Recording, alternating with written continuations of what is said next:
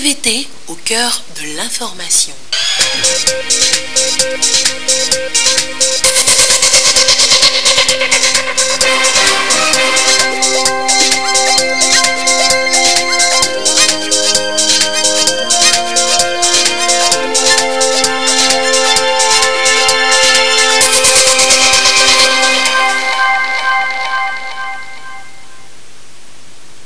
Il est l'heure du journal sur la télévision togolaise. Madame, Monsieur, bonsoir.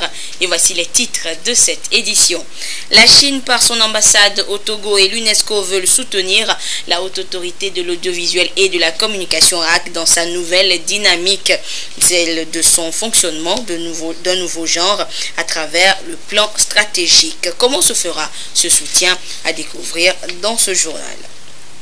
Et dans sa nouvelle dynamique, la RAC est déjà sollicitée. La Commission électorale nationale indépendante CENI compte sur elle pour une réussite des élections locales qui profilent à l'horizon. Et puis ce 8 mai, la Croix-Rouge et le Croissant Rouge sont à l'honneur. Au Togo, il y a 60 ans que s'installait justement la Croix-Rouge, un double événement célébré pour témoigner une fois encore notre reconnaissance à tous ceux qui volontairement volent au secours des personnes en situation précaire à travers le monde. Voilà pour les titres. Et nous ouvrons cette édition par ces décrets présidentiels. Décret portant ouverture et clôture de la période de révision des listes électorales pour les élections des conseillers municipaux de 2019. Le président de la République, sur proposition de la Commission électorale nationale indépendante CENI, le Conseil des ministres entendu décrète. La révision des listes électorales se déroulera pendant la période du 16 au 18 mai 2019. Les opérations de révision des listes électorales se dérouleront en une phase unique sur l'ensemble du territoire national. Les centres de recensement seront ouverts tous les jours de 7h à 16h. Les modalités de révision sont définies par la CENI conformément aux dispositions du Code électoral. Le présent décret sera publié au journal officiel de la République togolaise.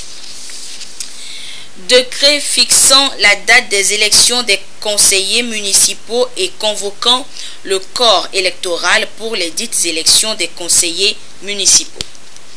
Le président de la République, sur proposition de la Commission électorale nationale indépendante CENI, le Conseil des ministres entendu décrète. La date des élections des conseillers municipaux est fixée au 30 juin 2019. Le corps électoral est convoqué le 30 juin 2019 pour les élections des conseillers municipaux.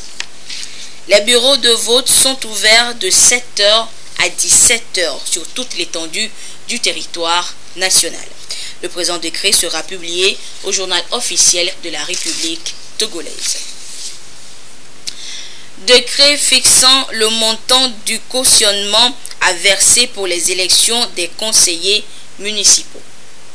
Le président de la République, sur proposition conjointe de la Commission électorale nationale indépendante CENI et du ministre de l'administration territoriale, de la décentralisation et des collectivités locales, le Conseil des ministres entendu décrète. Le montant du cautionnement à verser au trésor public par les candidats aux élections des conseillers municipaux de 2019 est fixé à 20 000 francs CFA par candidat titulaire. Le montant du cautionnement est réduit de moitié pour les candidats de sexe féminin conformément à l'article 285 du Code électoral. La caution est versée pour l'ensemble de la liste par le candidat figurant en tête de liste. Le ministre de l'administration territoriale, de la décentralisation et des collectivités locales est chargé de l'exécution du présent décret qui sera publié au journal officiel de la République togolaise. Décret portant ouverture et clôture de la campagne électorale pour les élections des conseillers municipaux de 2019. Le président de la République, sur proposition de la Commission électorale nationale indépendante CENI, Le Conseil des ministres entendu décrète. La campagne électorale pour les élections des conseillers municipaux du 30 juin 2019 est ouverte le vendredi 14 juin 2019 à 0 heure. Elle prend fin le vendredi 28 juin 2019 à 23h59 minutes. La CENI est chargée de l'exécution du présent décret qui sera publié au journal officiel de la République togolaise. Décret portant vote par anticipation des membres des forces de défense et de sécurité pour les élections des conseillers municipaux. Le président de la République, sur proposition de la Commission électorale nationale indépendante CENI, le Conseil des ministres entendu décrète. Les membres des forces de défense et de sécurité appelés à garantir la sécurité des électeurs et des opérations électorales le jour du scrutin sont autorisés à voter 72 heures avant la date du scrutin. Le vote a lieu dans les bureaux de vote désignés par la Commission électorale nationale indépendante CENI. À l'issue du vote, les urnes sont scellées et déposées à la CELI. Les différents documents électoraux sont rangés dans des enveloppes scellées et transmises à la CELI. Le dépouillement a lieu le jour du scrutin général après le vote de l'ensemble du corps électoral dans les conditions prévues par le Code électoral. La Commission électorale nationale indépendante est chargée de l'exécution du présent décret qui sera publié au journal officiel de la République togolaise. Le plan stratégique de la Haute Autorité de l'Audiovisuel et de la Communication HAC attire de plus en plus de partenaires. L'ambassadeur de Chine au Togo et le directeur du bureau régional de l'UNESCO étaient reçus tour à tour au siège de l'institution ce matin. Ils ont échangé avec les membres de l'autorité de régulation sur leur contribution pour la mise en œuvre de ce plan stratégique. Les précisions avec Ekwe Salah. L'ambassadeur de la communication HAC avec les membres de l'institution, Chao Wedong est venu se faire une idée des actions à mener pour le renforcement de la coopération entre son département et l'institution de régulation. Le diplomate chinois a eu droit à une brève présentation du plan stratégique de la HAC et manifeste déjà l'intention d'une coopération plus fructueuse. Il y a eu une séance de travail sur la possibilité d'intensifier la coopération dans le futur. Nous sommes parvenus à un large terrain d'entente. Je crois que nous devons travailler ensemble pour renforcer la coopération dans le domaine médiatique. J'exprime ma disponibilité de redoubler d'efforts pour faire en sorte que cette coopération soit plus fructueuse. Tout comme l'ambassade de Chine, l'UNESCO veut également marquer sa présence au Togo dans le secteur de la communication. Le directeur du bureau régional de l'organisation était aussi là pour s'imprégner du contenu du plan stratégique de la HAC. Il réitère son engagement à accompagner l'institution. Je leur ai réitéré notre engagement à les accompagner, notamment dans 2 axes sur les 5 que compte le plan d'action, notamment l'axe 2 qui est relatif à la numérisation du patrimoine audiovisuel au Togo. Le deuxième axe sur lequel nous allons travailler concerne la question de la professionnalisation, du renforcement de capacités des professionnels des médias. J'ai proposé également à la HAC que nous allons travailler ensemble sur un autre projet important pour l'UNESCO qui est celui appelé l'éducation aux médias, qui nous permet de former les jeunes, qui nous permet de former les jeunes leaders sur la responsabilité de chacun dans la consommation des informations qui sont sur les réseaux sociaux, d'une part, et dans la mise d'informations sur les réseaux sociaux, d'autre part. L'ambassadeur de Chine au Togo et le directeur du bureau régional de l'UNESCO ont profité de l'occasion pour visiter la division monitoring de la HAC. Ici, à la section de l'audiovisuel, des explications leur sont fournies sur l'organisation des tâches et les différents logiciels utilisés dans le suivi en direct et en différé des médias. Et les élections locales auront donc lieu le 30 juin prochain. C'est un grand défi qui attend la Commission électorale nationale indépendante CENI. Et le président de l'institution est allé solliciter l'appui et l'accompagnement justement de la haute autorité de l'audiovisuel et de la communication RAC dans l'organisation de ces échéances électorales. Nous retrouvons Ekoui Salah.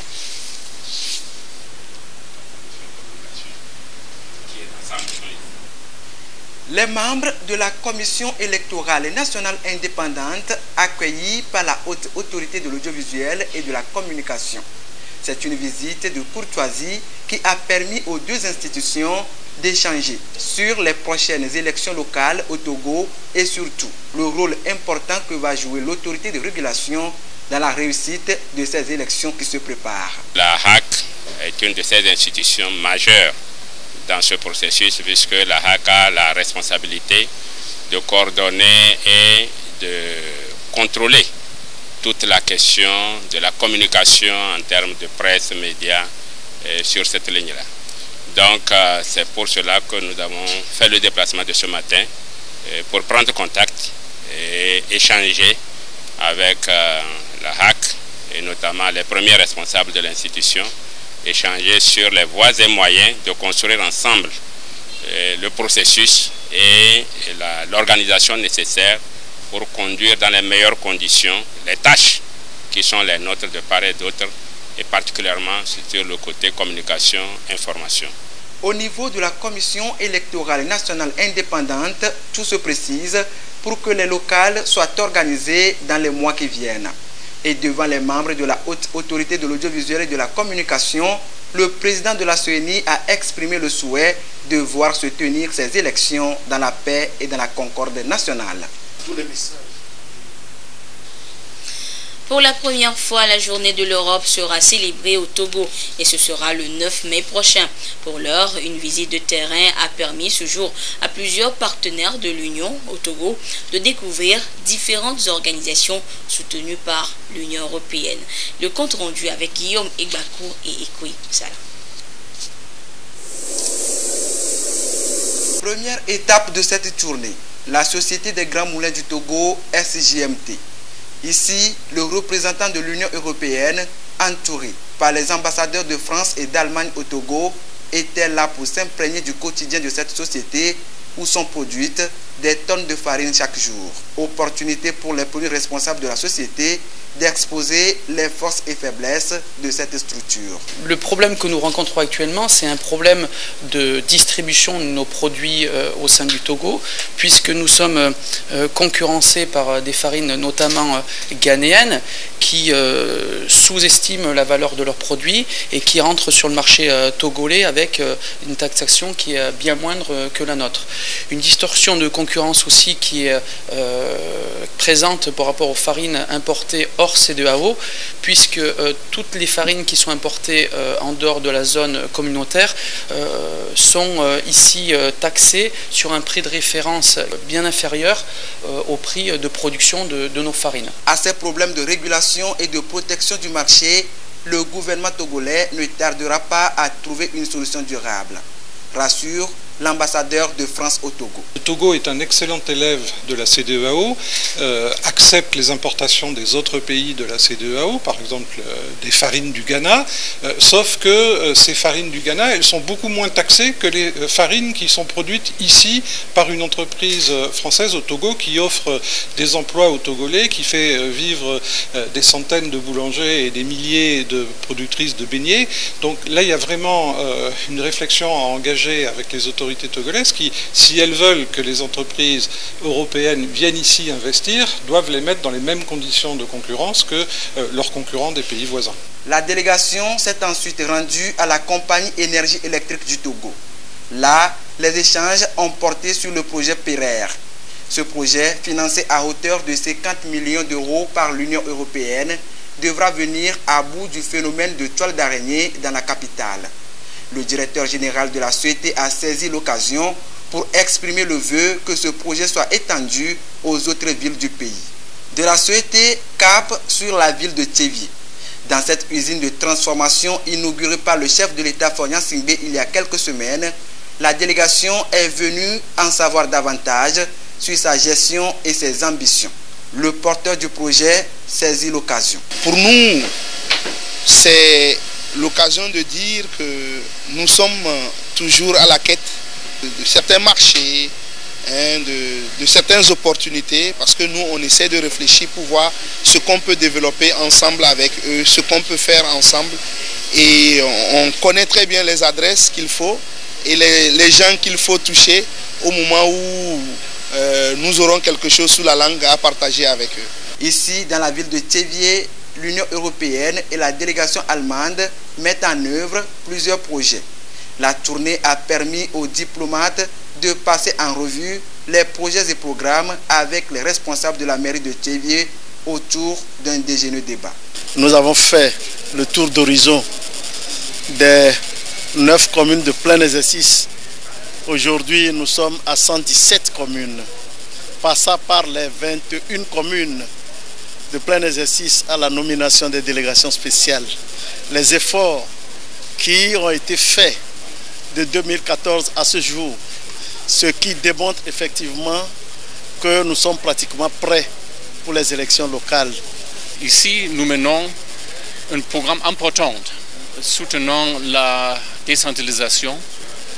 C'est le Pro de Gaulle. La coopération allemande a commencé ici en 2012. Dès 2017, c'est un programme commun avec l'Union européenne. Si on prend toute la présence européenne ensemble ici au Togo, je crois qu'on peut dire que l'Europe est le partenaire le plus important du Togo, de la région. Et notre visite aujourd'hui voudrait vraiment souligner un peu ce fait. 4 sociétés ont été visitées par ces officiels accrédités au Togo. Une démarche qui rime bien avec la célébration de la Semaine de l'Europe. Elle entend surtout renforcer la coopération entre l'Union européenne et le Togo. L'Union européenne, ici au Togo, elle est, je crois, surtout connue par sa coopération. Elle est aussi parfois reconnue comme un acteur, disons, diplomatique, surtout dans le groupe des 5. Mais il y a un élément qui fait partie de notre travail, c'est aussi de maintenir les relations avec le secteur privé et aussi avec les collectivités locales. Donc là, on a vu, on a voulu mettre ça en exergue. Donc on a visité des entreprises européennes. On a visité des projets européens et maintenant ici à Thiéviers, on a été accueillis par la mairie. C'est la première fois que la Semaine de l'Europe est célébrée au Togo. L'événement remémore la fondation de l'Union européenne. Il symbolise également la paix entre la France et l'Allemagne. La journée, quant à elle, est prévue pour le 9 mai prochain. Le centre de formation au métier de l'industrie CFMI veut s'actualiser et étendre ses actions sur le marché de la formation. Ce mercredi à Lomé, les acteurs impliqués dans ce projet ont procédé à la validation du rapport provisoire dans ce cadre. Les précisions avec Mabel Fiagnon et Luc Assis. Opérationnel depuis 2015, le centre de formation au métier de l'industrie CFMI a formé plus de 600 jeunes demandeurs d'emploi et professionnels du secteur industriel. Ceci avec un taux d'insertion professionnelle de plus de 77,78%.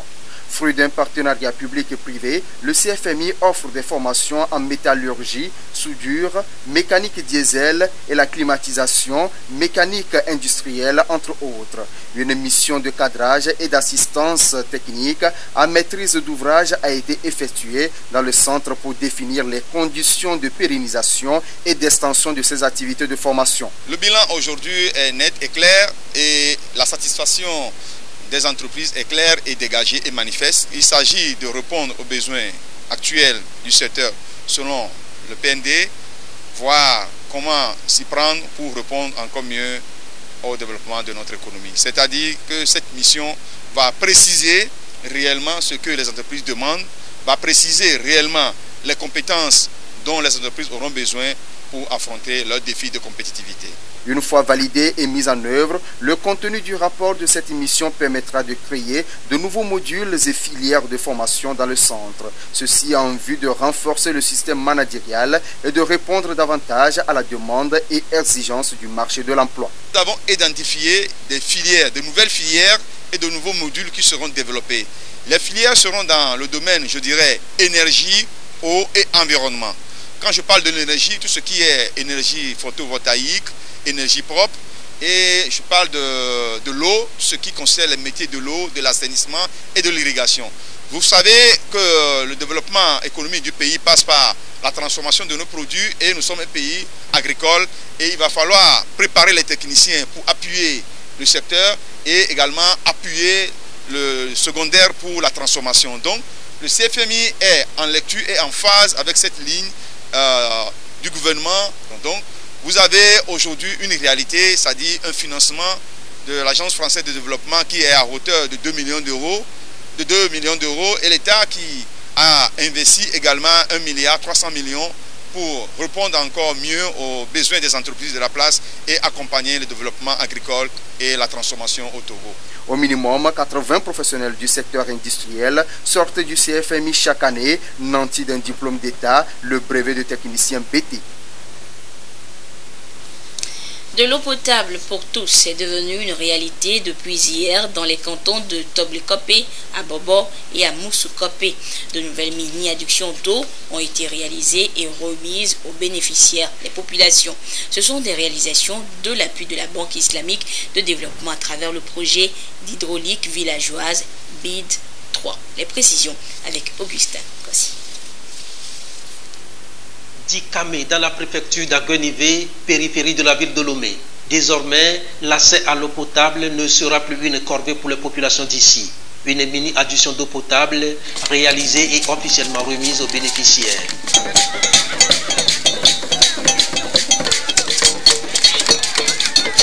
C'est avec l'eau qu'on peut faire le ménage, avec l'eau on peut préparer, on peut faire quelque chose pour aller vendre.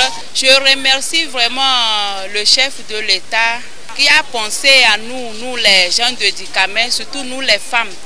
Depuis 2007 que j'étais ici, vraiment, il faut parcourir les kilomètres avant d'avoir l'eau. Et maintenant, je vois qu'il y a l'eau devant moi. L'eau va venir dans ma maison, même jusqu'à dans ma chambre. Vraiment, je remercie vraiment le chef de l'État et le gouvernement. L'accès de tous à cette denrée vitale est donc devenu une priorité pour le gouvernement. L'ouvrage est le fruit du projet d'hydraulique villageoise BID 3. Il a reçu le soutien de la Banque islamique de développement. Un engagement du chef de l'État à mettre à la disposition de tous de l'eau potable. À Bobo, dans la préfecture de Zio, et à Moussukopé, dans la Gou, le projet BID 3 a apporté la vie à travers l'eau potable. Aujourd'hui, on nous a donné de l'eau pour la vie. Nous sommes très contentes et nous remercions les gens qui nous ont donné de l'eau, surtout notre excellent président Esso Simnam. Merci beaucoup. Nous avons beaucoup souffert ici pour les difficultés liées à l'eau potable. Certains même ont perdu leur vie car la distance est longue et le chemin semé d'embûches. Mais aujourd'hui, le président de la République a pensé à nous. Nous lui disons un sincère merci. C'est essentiellement composé du forage qui est la source d'eau. Il y a une source d'eau. Ici, dans ce cadre, il s'agit des forages. Donc on a 8 forages dans ces 8 localités. Et à partir des forages, l'eau est traitée par le processus de chloration. Et on pompe l'eau, on refoule l'eau vers le château, et qui est un réservoir surélevé. Maintenant, à partir du château, on distribue maintenant l'eau dans les points de desserte qui sont les bonnes fontaines dans le cadre de ce projet. Mais après, il y aura des branchements particuliers qui peuvent être sollicités dans les maisons ou dans les services. Au total, 8 mini-additions d'eau potable ont été construites dans les régions maritimes et des plateaux pour le compte du projet BID 3. Elles viennent s'ajouter à bien d'autres ouvrages qui ont amélioré nettement la desserte en eau potable au Togo. De 30% en 2005, le taux d'accès est passé à 64% dans les zones rurales, 48% en milieu semi-urbain et 55% en milieu urbain. L'engagement est donc à la dimension des défis. Projet hydraulique villageoise intitulé BID 3 est un projet cofinancé par la Banque islamique de développement et l'État togolais à hauteur d'un montant de 7 milliards de francs CFA. Le projet comprend la réalisation de 8 mini-addictions d'eau dans 8 localités, la réalisation de 420 nouveaux forages équipés de pompes à motricité humaine, la réhabilitation de 100 forages et la construction de 60 latrines communautaires. Les travaux ont été attribués à l'entreprise Midnight Sun sous le contrôle et la surveillance du cabinet Hydrobat. À ce jour, tous les travaux sont achevés à 100%. 22 autres mini-adductions d'eau potable ont été réalisées dans la région maritime pour le compte du projet PEA-OMD avec le soutien de l'Union européenne. 30 nouveaux châteaux d'eau devront être remis aux populations. L'ensemble de ces infrastructures d'accès à l'eau potable et d'assainissement du projet BID 3 devra desservir plus de 25 000 personnes en milieu rural et 30 000 en milieu semi-urbain. L'ambition pour le gouvernement est d'atteindre d'ici à 2022 70% de dessertes en eau potable au Togo. Direction la région centrale à présent où le Parti pour la démocratie et le renouveau PDR a procédé à l'installation des bureaux du bureau national intérimaire et du bureau fédéral de Tchaoudjo. Le récit avec la marque Podjona. Le Parti pour la démocratie et le renouveau PDR de Zarifou Aeva se redynamise afin de se lancer dans les prochaines échéances électorales. Un nouveau bureau national intérimaire a été mis sur pied depuis le mois de mars à Lomé. Ce bureau, composé de 11 membres, avec à sa tête Madame Kassim Adizatou, a été investi à Sokodé. On a commencé par l'élection d'abord des bureaux fédéraux. Ensuite, nous avons commencé par les installer. Et aujourd'hui, nous sommes venus pour l'investiture du bureau national et de l'installation de la fédération de Tchaoudjo. Après l'installation des fédérations, nous allons voir comment redynamiser ce parti, comment faire la cour aux nouveaux membres qui vont venir agrandir la famille. Et je pense que autrefois le parti dormait, à un moment donné nous sommes debout et je suis sûr que grâce aux efforts des fédérations qu'on vient d'installer, le parti va pousser des ailes et que nous allons nous envoler par la grâce de Dieu. Outre ce bureau national intérimaire, le bureau fédéral de Tchaoudjo, composé de 15 membres, a été installé. Il est dirigé par Aeva Bandila. Le bureau national intérimaire aura pour mission d'organiser un congrès pour la mise en place des instances du parti. Le secrétaire général du PDR, Henri Kolani, a fait l'historique du parti et félicité les membres pour leur volonté à œuvrer pour la redynamisation du PDR. Il a exprimé sa reconnaissance au chef de l'État, Faure Sozumna Nyasingbe, pour ses multiples efforts dans la préservation de la paix et la cohésion sociale dans le pays. Ce 8 mai est donc célébré la journée de la Croix-Rouge et du Croissant Rouge à travers le monde. Et au Togo, il y a 60 ans, s'installait donc dans notre pays la Croix-Rouge, un double événement qui a été célébré ce jour à travers plusieurs activités. Nous reviendrons en détail sur cette célébration dans nos prochaines éditions.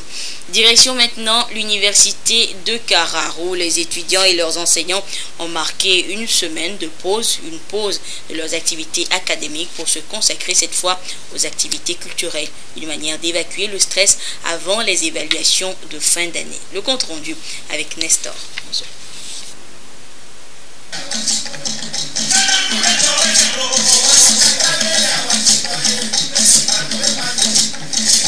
Les étudiants de l'université de Kara ont déjà bouclé 7 mois de cours et ils voient poindre à l'horizon les dernières évaluations de l'année académique 2018-2019.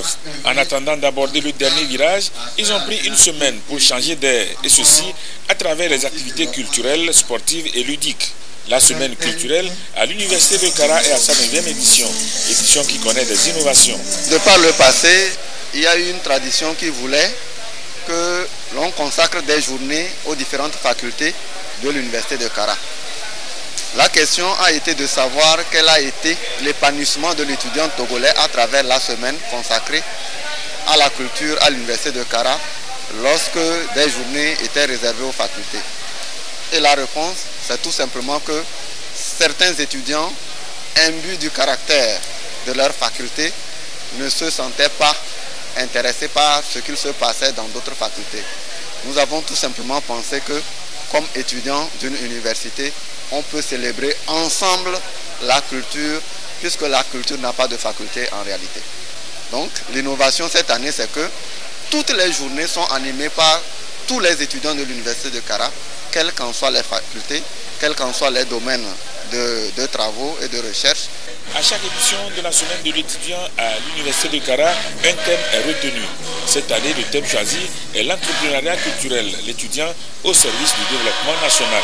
C'est un thème qui a été choisi à dessein pour inscrire le travail de l'Université de Kara et l'étudiant de l'Université de Kara dans la vision du chef de l'État, qui est celle de l'entrepreneuriat, lequel se mêle dans ce qu'il appelle globalement le plan de développement national.